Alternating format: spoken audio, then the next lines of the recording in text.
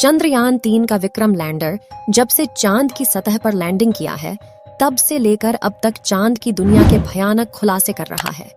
Landing के बाद चंद्रयान-3 ने भेजी चांद की पहली वीडियो और तस्वीर।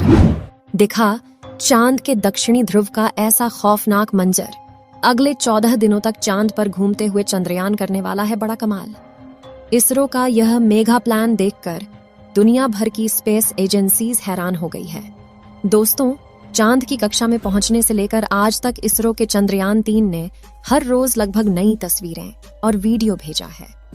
और क्या आप जानते हैं कि रूस का लूना 25 जिस दिन क्रैश कर गया, उस दिन भी लूना के स्थित की दुर्लभ तस्वीरें साझा की थीं, जिसमें चंद्रमा का वह फॉरसाइट दिख रहा था जिससे धरती पर बैठकर किसी भी टेलीस्कोप से नहीं देखा जा सकता। लेकिन इस वक्त की सबसे बड़ी खबर यह है कि चंद्रयान-3 चंद्रमा की सतह पर सफलतापूर्वक लैंड कर चुका है, जिसके तुरंत बाद उसने अपने अंदर लगे एडवांस हाई क्वालिटी कैमरा की मदद से चांद के दक्षिणी ध्रुव की पहली झलक कैप्चर कर ली है। और अगले 14 दिनों तक वह बड़े कमाल करने वाला है, जिसका खुलासा आज हम इस वीडियो में करेंगे। साथ ही आपको दिखाएंगे इस मिशन से जुड़ा वह पहलू जिसे देखकर इसरो के लिए आपकी इज्जत 10 गुना बढ़ जाएगी। तो देखिए इस वीडियो को अंत तक। दोस्तों, 14 जुलाई को पृथ्वी से चांद के लिए रवाना हुआ चंद्रयान-3 ने इतिहास रच दिया है, जब उसने 23 अगस्त की शाम चांद के साउथ पोल पर लैंडिंग किया, जहां आज तक दुनिया का कोई देश नहीं पहुंच पाया। चंद्रमा आज भी अपने अंदर अनेक ऐसे रहस्य समेटे हुए हैं, इसलिए दुनिया भर के वैज्ञानिक इसमें काफी रुचि दिखाते हैं। इसी बीच इसरो की तरफ से बहुत ही बड़ी गुड न्यूज आ रही है कि चांद पर लैंडिंग के बाद चंद्रयान-3 के विक्रम लैंडर की कंडीशन बिल्कुल ठीक है और इसलिए चंद्रमा पर रिसर्च करने के लिए अपने प्रज्ञान रोवर को चांद की सतह पर खुला छोड़ दिया है।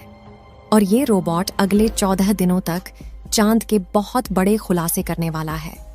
वहीं विक्रम लैंडर के एडवांस कैमराज ने चांद पर अपनी लैंडिंग साइट की सबसे ताज़ा तस्वीरें भेजी हैं। इन लेटेस्ट फोटोज में सूरज की रोशनी को रिफ्लेक्ट करके चमक रही चांद की खूबसूरत सतह को साफ साफ देख सकते हैं। साथ ही यह भी देख सकते हैं कि चांद की सतह कितनी ज्यादा ऊबड़ खाबड़ है, जिसका यह हाल लंबे समय तक उल्का पिंडों की बारिश की वजह से हुआ है। वहीं लैंडिंग से ठीक पहले विक्रम लैंडर पर लगे लैंडर पोजीशन डिटेक्शन कैमरों ने चांद की कई कमाल की फोटोज खींची थी। और इसरो द्वारा शेयर की गई इन तस्वीरों में आपको कुछ नाम लिखकर दिखाई दे रहे होंगे, क्योंकि चंद्रमा पर मौजूद बड़े बड़े इम्प्लांट फ्लैट है, जो यहाँ से तो हमें केवल कद्दू की तरह दिखाई दे रहे हैं। लेकिन चौंकाने वाली बात यह है कि इन्हीं रहस्यमय गड्ढों के नीचे 1-2 किलोग्राम नहीं, बल्कि पूरे 10 करोड़ टन पानी मौजूद हो सकता है और कई बेशकीमती खनिजों का भंडार हो सकता है, जिसका रिसर्च करने के लिए विक्रम ने अपने प्रज्ञान रोवर को रवाना कर दिया है। तो चंद्रयान-3 के रिसर्च मिशन के ऑब्जेक्टिव क्या है और ये अपने रिसर्च के दौरान चांद के किन किन रहस्यों से पर्दा उठाने वाला है, जिससे नासा और रूस को भी जलन होने लगी है। आइए जानते हैं दोस्तों। विक्रम लैंडर पर कोई चार्ज नहीं लगेगा, यानी कि लैंडिंग के बाद अब वो अपनी जगह पर खड़ा होकर चंद्रमा पर सर्च करेगा, जिससे यह चांद के पतले वातावरण के अंदर मौजूद प्लाज्मा पार्टिकल जारी करेगा। दिन और रात में चंद्रमा की सतह के बदलते तापमान की जांच करेगा, अपनी लैंडिंग साइट के आसपास आने वाले भूकंप की गति और तीव्रता की स्टडी करेगा और सतह के नीचे लेजर फेंक कर सरफेस एलिमेंट्स की जांच करेगा, जिसके लिए इसके अंदर 4 पेलोड उपकरण लगाए गए हैं। जबकि चंद्रयान-3 का प्रज्ञान रोवर अपने टायर्स की मदद के चलते हुए चांद के दूर दराज इलाकों की तरफ रवाना हो चुका है और चलते चलते इसने इसरो को भी चांद का डेटा भेजना शुरू कर दिया है। आपको बता दें कि प्रज्ञान रोवर में लेजर इंडक्टेड ब्रेकडाउन स्पेक्ट्रोमीटर और अल्फा पार्टिकल एक्सरे स्पेक्ट्रोमीटर जैसे 2 पेलोड उपकरण लगाए गए हैं, जो कि लेजर की मदद से चांद की सतह के अंदर तक जाएंगे और सतह के नीचे मौजूद पानी का पता लगाएंगे। साथ ही यह चांद की मिट्टी और चट्टानों में मौजूद मैग्नीशियम, एल्युमिनियम, क्रोमियम और सिलिकॉन जैसी कीमती खनिजों को भी खोज निकालेंगे और इस रहस्यों से पर्दा उठाएंगे कि आखिर जान के अंदर क्या छुपा हुआ है। यानी अगर अपने इस मिशन में विक्रम लैंडर और प्रज्ञान रोवर ने चांद पर किसी कीमती खनिज या पानी का भंडार खोज लिया तो यह इतना बड़ा कामयाबी होगा कि भविष्य में जब भी चांद का नाम लिया जाएगा तो इसके साथ ही इसरो और भारत का नाम भी जोड़ा जाएगा। आपको बता दें कि रिसर्च मिशन चांद के वे लूनर दिन होते हैं जो कि पृथ्वी के 14 दिनों के बराबर हैं, जिसके बाद चंद्रयान 3 का विक्रम लैंडर और प्रज्ञान रोवर अपने आप निष्क्रिय हो जाएंगे और सदियों तक चांद की सतह पर खड़े होकर भारत के नाम का ठप्पा लगा देंगे। ऐसा इसीलिए क्योंकि इसरो ने वापस लाने का कोई प्लान नहीं बनाया है। वहीं इसे सिर्फ दिन के वक्त ही काम करने के लिए डिजाइन किया गया है, यानी 14 दिन के बाद जब विक्रम लैंडर की लैंडिंग साइट पर अगले 14 दिन के लिए रात होगी तब इसके सोलर पैनल चार्ज नहीं हो पाएंगे और धीरे धीरे इसके सभी उपकरण बंद हो जाएंगे। हालांकि यहाँ गौर करने वाली बात यह है कि इसरो के मिशन का सबसे महत्वपूर्ण लक्ष्य चांद की सतह पर सॉफ्ट लैंडिंग करना था। मगर ये सवाल आता है कि चांद पर लैंडिंग करना इतना मुश्किल क्यों है?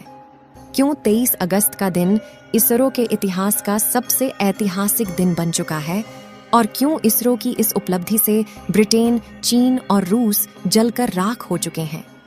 दरअसल दोस्तों, चांद के दक्षिणी ध्रुव पर उतरना आसमान से तारे तोड़ने के समान है, क्योंकि चंद्रमा के दक्षिणी ध्रुव पर सूरज की रोशनी उतनी नहीं पहुंच पाती जितनी चांद के दूसरे हिस्सों पर पहुंचती है।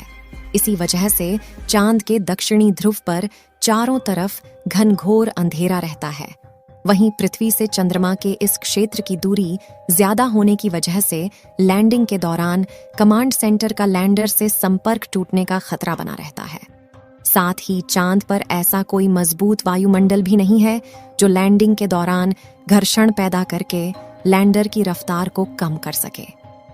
इसी वजह से चंद्रमा के इस हिस्से में लैंडिंग करना काफी चुनौतीपूर्ण रहता है। ऐसे में किसी भी स्पेसक्राफ्ट को चांद पर लैंड करवाने का एक ही तरीका मुमकिन है, जिसे चंद्रयान 3 के विक्रम लैंडर ने ही अपनाया था। इस तरीके में लैंडर को चांद की सबसे छोटी ऑर्बिट में अपनी न्यूनतम ऊंचाई वाले बिंदु तक ले जाया जाता है, जो कि 20 से 30 किलोमीटर के बीच होता है, जिसके बाद लैंडर अपनी कक्षा छोड़कर चांद की सतह पर उतरने के लिए रवाना होता है और नीचे पहुंचने के दौरान अपने थ्रस्टर्स का इस्तेमाल करना शुरू कर देता है, जो विपरीत दिशा में फोर्स लगाकर इंजन ब्रेकिंग का सहारा लेते हुए स्पेसक्राफ्ट की रफ्तार कम करते हैं। रफ्तार को कम करने के बाद लैंडर के सामने जो अगली चुनौती आती है वह होती है चांद की धूल। इसी बात से आप यह अंदाजा लगा सकते हैं कि आखिर चंद्रमा पर लैंडिंग करना कितना मुश्किल है और इसरो के चंद्रयान 3 ने कितना बड़ा कमाल कर दिखाया है। और इस मिशन से इसरो ने वो कर दिखाया जो नासा और रूस जैसे बड़े देश भी नहीं कर पाए हैं। जबकि रूस तो चंद्रयान 3 से आगे निकलने की हड़बड़ी में एक हफ्ते पहले ही अपने लूना 25 मिशन में बुरी तरह से फेल हो चुका है। यानी भारत ने अमेरिका और रूस जैसे बड़े देशों को भी पछाड़ दिया है और पाकिस्तान तो अगले 100 सालों में भी स्पेस रिसर्च की फील्ड में भारत के आसपास तक नहीं पहुंच पाएगा। दोस्तों, आपको क्या लगता है, चंद्रयान 3 चांद पर पानी की तलाश कर पाएगा या नहीं? अपनी राय कमेंट में जरूर बताएं। इस वीडियो को एक लाइक जरूर करें और अपने मित्रों तक इस वीडियो को शेयर करें ताकि उन्हें भी जानकारी मिल सके।